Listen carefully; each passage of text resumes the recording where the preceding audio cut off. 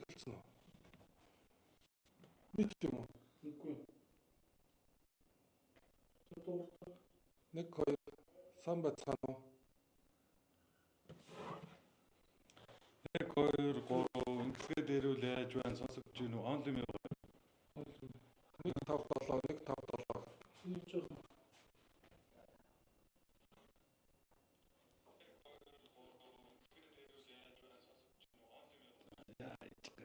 Харилж байна тий. Тасалдаад байна шүү дээ. Энийг хаашаа оруулах юм? нэг чинь Царилтын тасалж биш үү? Яг нөгөө төлөө юм уу? Ингэж ярил яах вэ? 1 2 1 2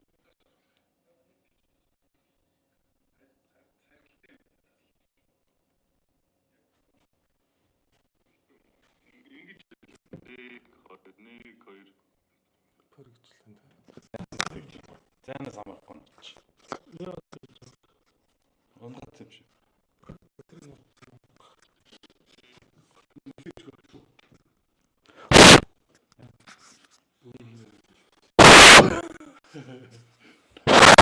Паблик болсон юм шиг зүтэй. Тэгвэл энэ лав амар явна шүү. Тэ?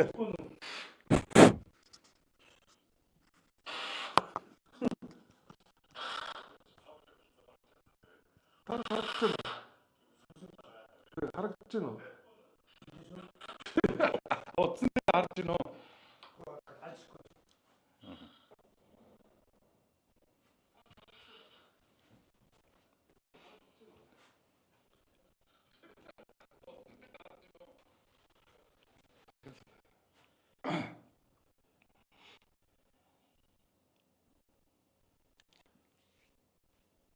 За тэгээд баржигнуулаад явах юм уу?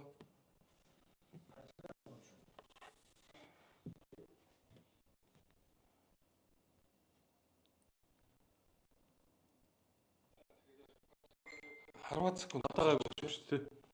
Үлээсэн тагаа болчих шүү.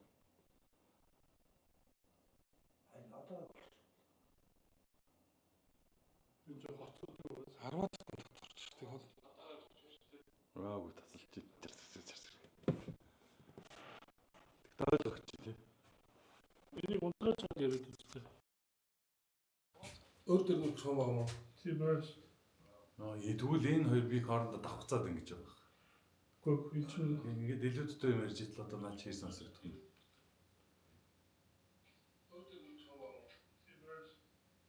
Оо энэ чи яа. Энэ илүү Энэ ч гоё явж байгаа шүү. Энэ гоё явж байгаа шүү. Тэг.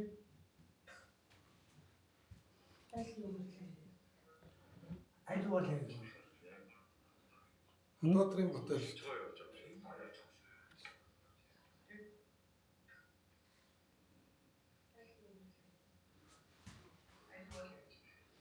за эхлэх үү.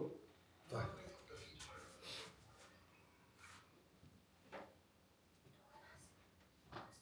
Монголын хүний төлөө намаас мэдээлж байна. Улаанбаатараас ярьж байна. За паблик болгоч. За сайн байцгаана уу? Монголын хүний төлөө намаас ээлжид мэдээллийн цаг эхэлж байна. Одоо 2024 он бол манай улс орны хувьд одоо маш чухал одоо үйл явдлаар баялаг он болж байгаа. Одоо хамгийн чухал үйл явдал нь улсын их хурлын сонгуул болно. За энэ сонгуул гэдэг ямар үйл явдал вэ гэвэл энэ ардчилсан нийгмийн хамгийн чухал үйл явдал. Ард түмэн өөрсдийнхөө ухаан бодлоор төрөө эмхлэн байгуулдаг үйл явдал сонгуул. За энийг одоо ихэнх судлаачдын хэлж ярьдгаар бол 50% хувьсгалч гэж ярьдаг сонгуулийг. Одоо энэ бол одоо нэр дэвшиж байгаа намууд, нэр дэвшигч нар дундаас одоо мөрийн хөтөлбөрийг үзэж хараад сонсоод одоо өмнө байж исэн амлалтуудтай харьцуулж үзээд одоо энэ дундаас сонголт хийгээд Монгол улсынхаа төрийг шинээр эмхлэн байгуулдаг ийм үйл явдал бол сонгуул юм байна. Тэгэхээр энэ бол одоо жирийн Монгол иргэдэд ч гэсэн одоо 4 жилд нэг удаа тохиодог ийм чухал үйл явдал. Одоо энэ жилийн сонгуульд бол нэг ялангуяа их хүлээлттэй байгаа гэж бид нар үзэж байгаа. Яг гэвэл одоо ирэх барьж байгаа нам маань сүүлийн үеийн одоо сонсгол гэж нэрлэдэг байгаа үйл явдлуудаараа маш их тийм одоо алдаа завхрал гаргасан байна. Одоо улсын төсвийн мөнгө гэдрийг одоо буруу зөрүү зарцуулсан байна. Одоо тэр өдгөө нүүрснээс хулгай хийсэн байна гэдэг мэдээллүүд маш их байгаа. Энэ нь бол бас эрх баригчдын зүгээс ч гэсэн үгүйсэхгүй байгаа учраас энэ нийтэд энэ сонсгол гэдгийг одоо бүгдд нь нэвтрүүлж одоо ойлгуулсан. Одоо энийг бид нар хэр ойлгож хүлээж авах вэ? Одоо бид нар сонголтоо яаж хийх вэ? Энэ алдаа гаргасан хүмүүсийг эргүүлээд дахиад сонгох уу, шинэ хүчин сонгох уу гэдэг одоо маш том юм сонголт хүлээлтийн өмнө бид ирээд байгаа. Тэ одоо ээлжид сонгуул энэ жил болох гэж нэгэ сая дамраад орно хэллээ. Бас мөн маш их онцлогтой ийм сонгуул болох гэж байна. Энийг дагаад маш их юм хариуцлагатай цаг үед иржээ гэж хэлгээд байна л да. Тэгэхээр нийгэмд одоо бид нар бүгдээрээ толгой дараалан энэ мэдээллийн хэрэгслэр энэ төрийн орчмоор юу болж байгааг бүгд нь одоо маш тодорхой харж байна. Тэгэхээр ер нь төр маань ерөөсө хулгаад ингээд идэгдчихжээ. Бүр автагдсан байна. Тэгэхээр энэ цаг үед одоо Монголын төлөө зүрхэн цохилдог хэн бүхэн одоо юутай ч гэсэн юу тодорхой гэхээр одоо цааш төрийн алтан жуулаг ямар хүмүүст хэнд одоо атгуулж болохгүй вэ гэдэг одоо маш тодорхой мессежүүд одоо мэдээллийн сувгуудаар яваад байна. Тэгэхээр энэ бүхнээс одоо та бүхэн тодорхой хэмжээгээр одоо дүгнэлт хийж байгаа байлгүй. Одоо манай намын хувьд одоо за манай одоо мөр зэрэгцэн одоо тэмцэж зүтгэж явдаг одоо жормын нөхөд маань ч тэр миний хувьд ч тэр манай нам бол одоо цорын ганц хамгийн одоо анхны одоо улс төрийн нам, улс төрийн хүчин гэж өөрсдөө бид нар үнэлдэг дүгнэдэг. Яагаад гэхээр бид нар ашигын төлөө ажилдаггүй. Бид нар гишүүд дэмжигч цаашлаад Монголын ард түмнийг хөгжүүлэхэд одоо чин зорилгоо болгодог. Гишүүд дэмжигч болон Монголын ард түмийг тэр чигээр нь одоо өөрсдөө хамгаалдаг хүний эрхээ одоо мэддэг одоо тийм чадвартай ийм болгож хөгжүүлэхийг хүсдэг. Мөн жинхэнэ одоо статгсан гар шиг ийм нэгэн цол ард түмнийг одоо бий болгох тийм чин зорилготой ийм нам байгаа. За өнгөрсөн 30 жилийн хугацаанд одоо Монгол улс маань яг өнөөдрийн нөхцөл байдлын ийм үр дүн бий болгож байж байгаа. Энд юу нөлөөлсөн бэ гэхээр зэрэг улс төрийн нам нэрийн дор маш их тийм олон голцоо ашигын төлөө зорилготой ийм байгууллагууд удаа дараалан энэ сонгуул гэж одоо 8 удаагийн хувилдаа маягийн ийм сонгуул зохион байгуулад улс төр хийж байгаа гэдэг нэрийн дор одоо маш их хэмжээний 8 л хийлээ. Энэний үр дүн яг өнөөдөр Монголын одоо ийм уруу дорой байдлыг бий болгосон гол хүчин зүйл гэж одоо миний хувьд хэлнэ. Тэгээ хууль эрх зүйн хувьд ч гэсэн энэ 9 дахь удаагийн улсын их хурлын сонгуул маань бас яг тийм одоо зөв шударга хуулиар одоо явагдахгүй байгаа нь бас та бүхэнд өмнө тайлбарлаж ирсэн. Одоо маш том тойргуудад хуваагаад нэг нэр дэвшигч 3 аймгийн нутгаар 17 хоногийн дотор одоо сурталчилгаа юм хийх одоо тийм нөхцөлтэй одоо сонгуул маш олон хүмүүс энэ сонгуулийн одоо тооллогын хар машиныг эсэргүүцсэн боловч дахин хар машинаараа тоолно гэсэн хууль нь дахиад ингэ хэрэгжиж байгаа. Одоо тэгсэн ч гэсэн бид бол одоо энэ сонгогчдод найдаж байгаа. Тэгэхээр энэ Монголын ард түмэн энэ сонгуультай идэвхтэй оролцоорой гэж удаадараа уриалж байгаа. Одоо олон хүмүүс энэ одоо буруу хуультай, буруу машинаар тоолох гэж байгаа муухай сонгуульд бити оролцоорой одоо гэж уриалаад байгаа. Тэр бол одоо бидний хувьд бол маш буруу гэж бодож байгаа. Их цөөхөн хүн энэ сонгуульд оролцох тусам яг одоо энэ нөгөө ашигын төлөө хүчнүүдийн хайрцагалцсан одоо тэжээсэн усалсан гэж ярьдаг тэр массын одоо сонголт давмгайлаад одоо тэдэрт ашигтай гарна. Маш олон одоо хүмүүс оролцвол харин энэ яг энэ Монголын ард түмний чин хүсэл зориг илүү тусгагдана энэ сонгуульд. Тийм учраас сонгуулиас бити хоошоо суугаарай. Бүгдээрээ сонгуульдаа оролцоорой. Заавал оролцоорой гэж уриалаад байгаа. Удаадараа уриалж байгаа. Энэ удаад ч гэсэн залуучуудаа та нар бити хоошоо суугаарай. Улс орны хувь заяа та бүхний гарт байгаа шүү гэж уриалж байна. Хөгшчүүдээ, настангуудаа та бүхэн бас хол явна очиж очир дугаарт зогсон сонгуул өгөх хэцүү гэж бити цааргалаарай. Заавал очоорой. Хүүхэд залуучуудынхаа ирээдүйн төлөө заавал сонгуулаад оролцож заавал саналаа өгөөрэй гэж уриалж байна. За энэ угаасаа идэвхтэй байдаг насныхан бол ойлгомжтой. Та нар бол оролцсон. Гэхдээ та нар ухаалаг оролцоорой. Бити нэг 5 төгрөг, 10 төгрөгийн хожоо харж, нэг өдрийн хожоо харж сонгуульд оролцоорой. Та нар сэтгэл зүрхээ чагнаад одоо зөв сонгуул өгөхийг одоо хичээгээрэй гэж уриалж байна. Энэ сонгуулийн бас нэг онцлог юу гэхтэй зэрэг тэр нэг тэрбум 1.5 тэрбумын жишг заагаад ерөнхийдөө маш их хэмжээний мөнгөөр далаалгасан, мөнгөөр зодсон юм сонгуул явагдана.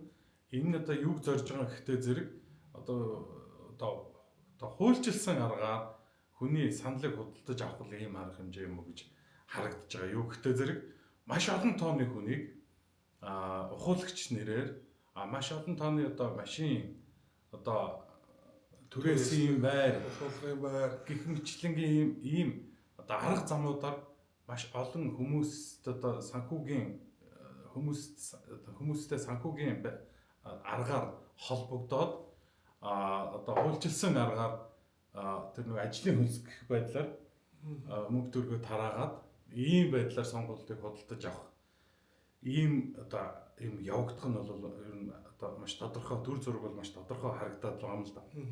Тэгээ энэ арга хэрэглэхийн тулд энэ эрх хөрөгч нар одоо бусад одоо тороолуудаараа дамжуулна гэж хэлэх байх л да. Ер нь төрөл бүрийн аргаар ингээд хүмүүсийг айдас давхуулдаг. За чи ингээд мөнгө авсан, чи ингээд сонгуулаа одоо манад өгөхгүй бол бид нар ямар нэгэн аргаар тэрийг чинь мэдчихэн шүү. Мөнгөө өгөхөө болчихин шүү. Мөнгөө буцаагаад авчихин шүү гэж ингээд одоо айдсаар тий одоо яадаг та нарыг камер харж байгаа ч юм уу тий бид нар эндээс ингээ утсан дээрээсээ чамайг хэнд саналаа өгчвөө гэдгийг чинь харж чадсан шүү гэдэг айлгадаг. Гэхдээ энэ бол огт одоо боломжгүй зүйл. Нэгдүгürt одоо энэ сонгуулийн одоо хэсгүүд дээр байгаа санал өгөх байранд байгаа камерууд бол яг тэр одоо нэг хаалтны ард ороод юм дугуйлдаг шүү дээ. Тэр хэсэг бол хэзэж харагддаггүй байхаар тэр камеруудыг ингэж байрлуулдаг. Мөн тэр сонгуулийн хуудасаа ингээд сонгуул одоо тэр өнөөгийн байдлаар нэг хар машин өгөх гэж байна тийм. Тийшээ хийхэд бол тэр дарааллаар биш ингээд замбрааго дотроо хойлогдоод унжидэг. Тэгэхээр яг таныг хэн санал өгсөн бэ гэдгийг мэдэх арга байхгүй. За нэгдүгürt, хоёрдугаарт мэдчлээ гэхэд энэ бол таны одоо жинхэнэ ардчилсан эрхийг зөрчиж байгаа гэсэн үг. Сонгогч хүн шууд нууц одоо саналаа өгөх тийм эрхтэй. Энийг бүр үндсэн хууль тэр удаа хүний эрхийн түгээмэл тунхаглалт хүртэл одоо биччихсэн ийм зүйл. Таны хэнд саналаа өгж байгааг ямарваа нэгэн хүн мэдээд тэрийг ингэж таны эсрэг ашиглаж чадж байгаа баримт байх юм бол энэ төрийн эсрэг гэмт хэрэг болд юм шүү. Тэгэхээр та нар эрхээ мэдээрээ эрхээ мэдэж одоо тэр нөхцөл байдлыг ингээд зөв ойлгож хинээс ч айхгүйгээр саналаа өгөх ёстой юм шүү гэдгийг зөв ойлгоорой. Та нарыг айлгаж байгаа. Төрөл бүрээр айлгана.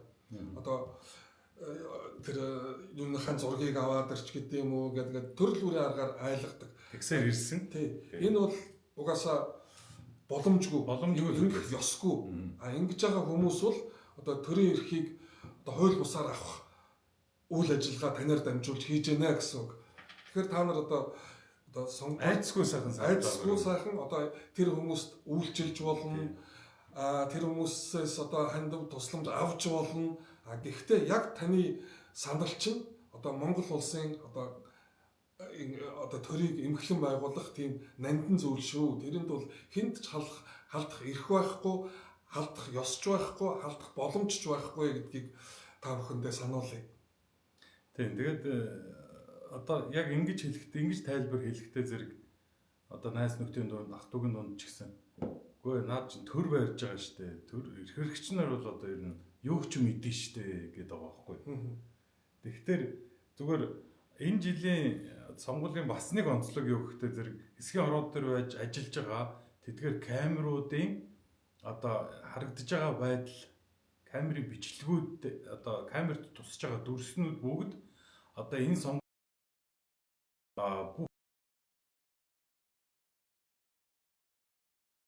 үндсэн штаб дээр одоо сонгуулийн штабын компьютер дээр бас зохицуул зохио байгуулалт бас орж байгаа юм байлээ. Төслүүд ч гэсэн одоо юу үнэхээр сонгогчийн одоо сонгоо одоо илэрхийлж байгаа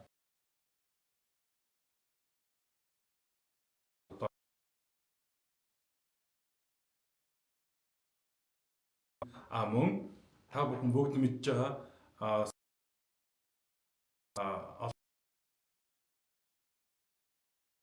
бид нар ч бас одоо мөн адил мөн тэр камерын чиглэлийг анхаарч ажиллана гэдэгт итгэлтэй байна. Манай намаас ч гэсэн бас ажиглагч нар суун энэ дээр маш хариуцлагатай хандна. Өөрөөр хэлбэл сонгогч таныг одоо таны эрхийг тэнд ажиглагч гэдэг юм маань таны эрхийг хамгаалаад бас тэнд сууж байгаа гэдгийг бас та бүхэн ойлгох хэрэгтэй. Тэр хар машин дээр түрүүнд дурддагдаад өнгөрсөн ер нь бол зүгээр хар ухаанаар бодоход миний бодоход тэгээ бас танд урд нь хэлж ийсэн. Нэр одоо очиж ерөөсөө саналаа өгөөгүй байгаа. Тэр хар машин дээр чинь тэдэн хүн ирж одоо саналаа өгнөө гэсэн одоо сонгуулийн насны хүний тоо бүртгэл юм дээр тэр хар машин суудсан байдаг гэж ойлгодог. Тэгээд хэн нь ирсэнгүй вэ гэдгийг тэр хар машин чинь бас тооцоолоо гаргачихж байгаа. За тэрэн дээр л ямар нэгэн одоо булхаа орж ирдэг болов гэсэн бас нэг тийм хар байдаг шүү. Тэгэхээр сонгуулаа өгөхгүй байх нь өөрөөр хэлбэл ерөөс очиж өгөхгүй байх нь одоо бас нэг булхаа хийх одоо боломж бас олгоод байдаг байж магадгүй юм уу гэж би бас боддог. Хар машиныг бол бид нар одоо энэ түрүүчийн сонгуулиас хойш бараг л одоо тасралтгүй ярьж байгаа. Энэ шинэ сонгуулийн хууль хэлэлцэж явах үед одоо маш олон намуудтай нийлээд ингээд саналаа өгсөн. Гэвч энэ удаагийн сонгуульд бол хар машинаар тоолохоор болсон. Давхар хяналтын тооллого 100% хийнэ гэж байгаа. Одоо яг энэ удаагийн сонгуульд бид нар энийг одоо болиулж чадаагүй. Гэхдээ энэний цаана яг булхаа байна уугүй нотлоход одоо жоохон хэцүү л байна. Гэхдээ хардлага байгаад байгааг одоо бас энд дурдаад тэгээд энэ хар машиныг энэ удаад архив та тийм ээ. Тэгээ өчигдрийн лайварч бас хар машин дурдагцсан. Ер нь бол хар машин ч өөр аюул тийм одоо хүн болгоны харыг төрүүлж байгаа сэдв шүү. Тэгэхээр энэ яг одоо энэ соёлт ертөнц гэж ярина да тийм ээ. Одоо Европын оронд Герман улс 2007 онд үндсэн хуулиндаа өөрчлөлт оруулсан байна. Энэ санал тоолох автомат төхөөрөмжийг хэрэглэхгүй гэдэг. Тэгээ үндслэлийн тэд нар юу гэж тавьсан байна вэ гэвэл сонгогчдын тодорхой хэсэг дийлэгч тодорхой хэсэг сонгуулийн машин одоо энэ тоолох төхөөрөмжөнд эргэлзэж байгаа учраас гэж томьёолсон байгаа байхгүй юу? Болсон байна. Болцсон. Тэгэхээр бол энэ заавал нэг мундаг соёлтой ингээл машинаар тоолоод мундаг техник ажилуулад идэгэн биш гэдэг жишээ бол дэлхийгээр дүүрэн л байна л да.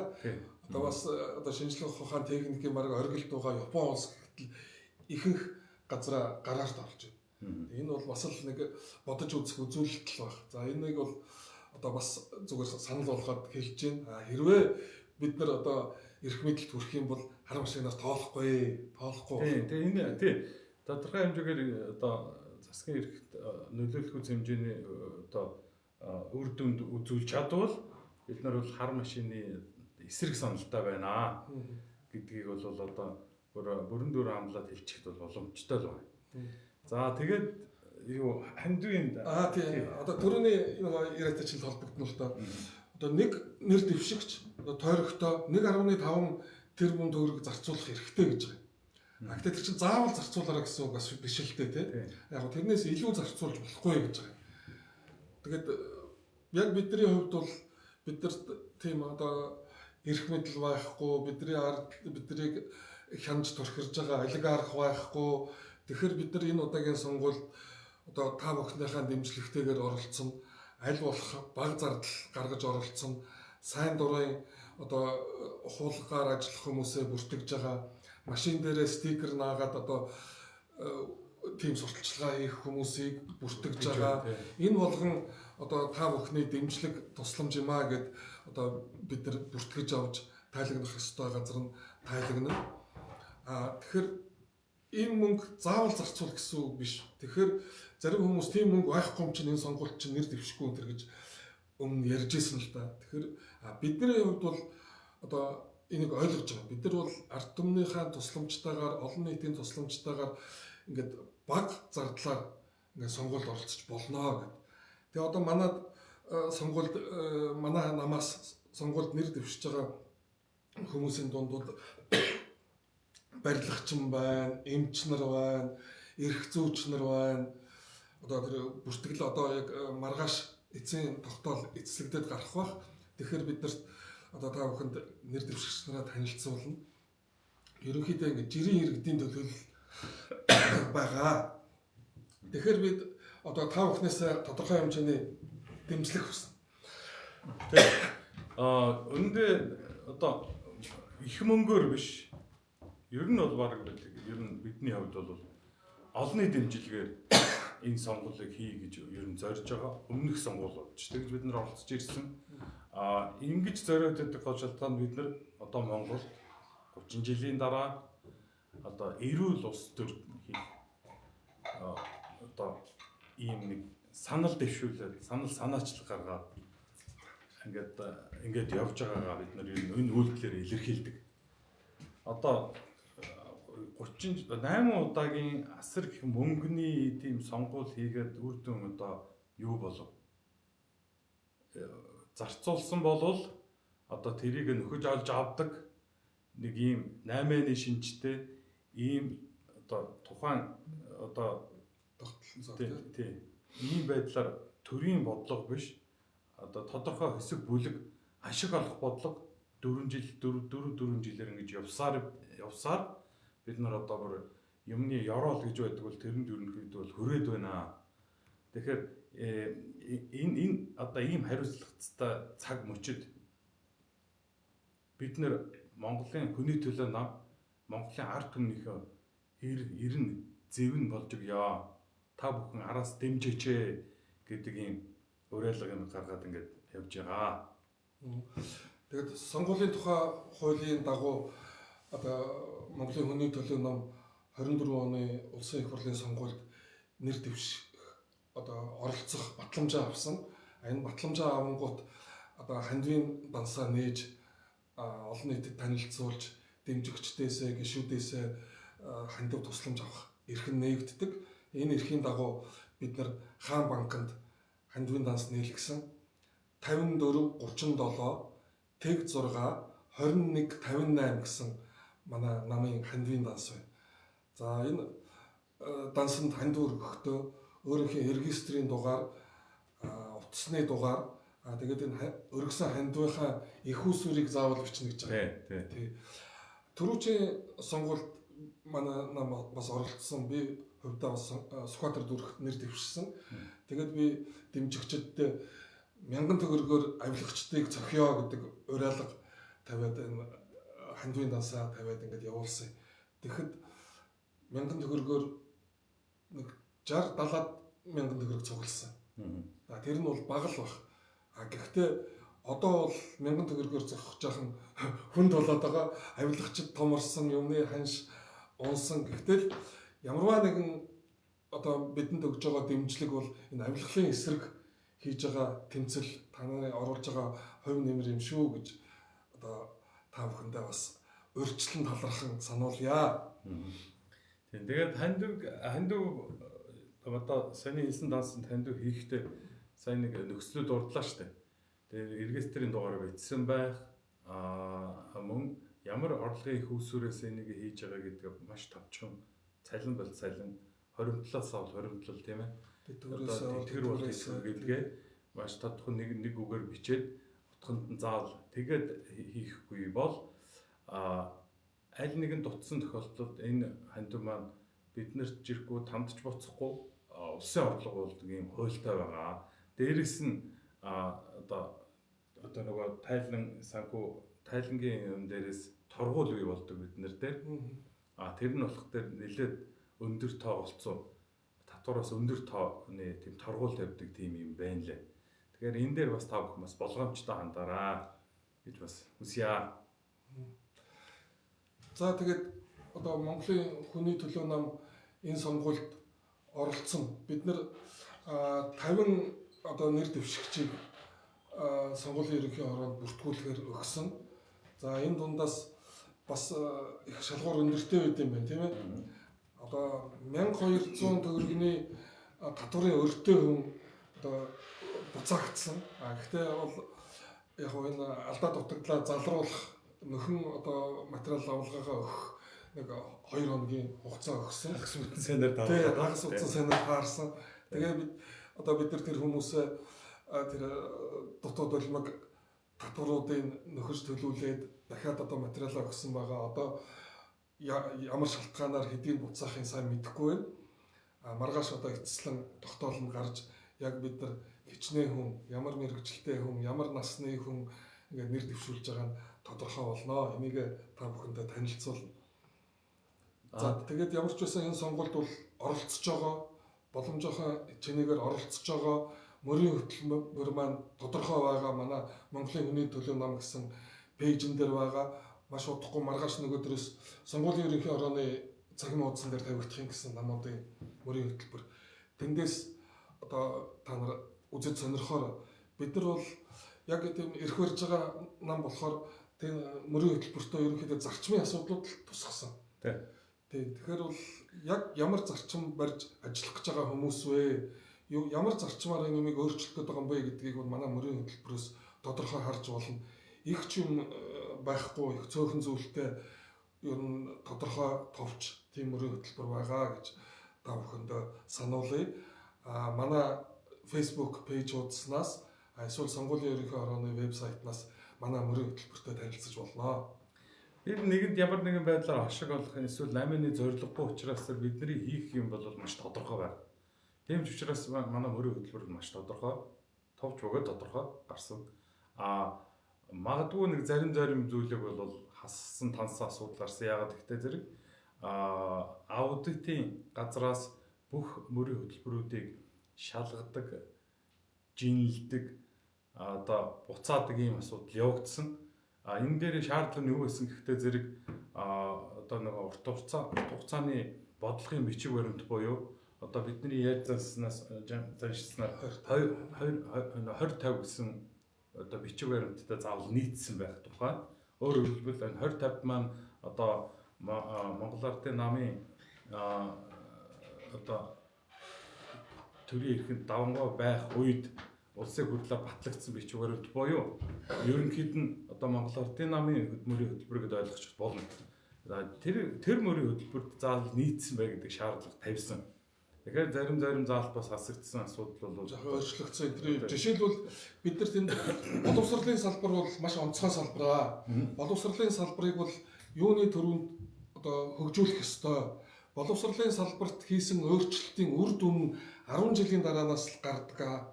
Тийм учраас энэ боловсролын салбарыг одоо сайжруулах, өөрчлөх үндэс нь багш нарын цалин юм аа. Бид нар багш нарын цалинг нэмэгдүүлнэ гэж бичсэн чинь манай тэр зүйлийг буцаасан. та нар энэ улсын төсөвт энийг тэгээд багш нарын цалин нэмэгдүүлэх их усүр байхгүй гэдэг үндслэлээр манай тэр мөрийн хөтөлбөрөөс тэр зүйлийг хасгалсан. Тэгээд бид нар бол яг багш нарын ахуй хангамжийг сайжруулна гэж одоо жоохон булзааруулсан маягаар оруулсан. А бид нар бол яг цалингийн заавал нэмнэ гэж бүр оруулсан байсныг ингээл өөрчлөлт тэгээд жишээ хэлэхэд. Тэгвэл бол яг зарчим маань одоо тэндээ хадгалагдаад үлдсэн. Тэгэхээр энэ зүгээр түрүүн миний дурдсанчлан бидний хийх ажил бол маш тодорхой байгаа. Бид нар одоо энэ ажлаа ямар нэг байдлаар заашгүй хийж үр дүнгийг нь бол үзэх болно. За тэгээд дахиад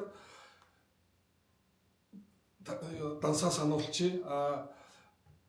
Админ ингээд энэ доор комментэн дээр энэ дансыг бичээд явуулаад өгөөрэй. 5437 тэг 6 2158 Хаан банк Монголын хүний төлөө нам. За ингээд та бүхнийхээ дэмжлэгтэйгээр бид нар ямар нэгэн үр дүнд хүрнэ. Үр дүнд бидний одоо үр дүнд хүрээд төрийн эрх мэдэлд очиж чадах юм бол та бүхний амьдралд нөлөөлөхөөр өөрчлөлтүүдийг хийж чадна гэж амлаж байна. Тийм. Тэгээд бид нар бас түрүүн хоорондоо ярьж байхад бас нэг сэдвээр ярьж илаа. Одоо сонгуулийн хэсгийн хороод дээр сонгуулийн яг өдрийн өглөө гэдэг одоо сонгуул явагдаж хүмүүсийн саналыг авч эхэлдэг. Энэ удаагийн сонгуул болохтой зэрэг одоо магадгүй хичнээн хуудсан тийм. Тэр сонгуулийн хуудас маань маш олон нэр дэвшигчийн нэртэй мөн дахиад 2 дугаар хэсэгтэй гэх мэтлэнгийн нэг сонгогч дээр одоо зарцуулах зардал хугацаа харьцангуй өндөр байх энэс үүдээд сонгуулийн хэсгийн хороод дээр маш их хэмжээний очир үүсэх тийм бас магадлал тийм төр зураг бас харагд байж магадгүй гэж бид нар бас хоорондоо ярьж байлаа. Тийм тэгэхээр бас урдных шиг тэгсгээл очиод болдог доо гэсэн байдлаар бас санд бол бас харьцангуй нэг очирт очиод магадгүй одоо залхаад уцаад явчих тийм одоо яг сонголтоо саналаа өгч чадахгүй, сонголтоо хийж чадахгүй, хууль заасан эрхээ эдэлж чадахгүй өнгөрчих би бас тэр талаас нь та бүхэн бас бодолцоорой гэж энэ дээр бас сануулмаар байна.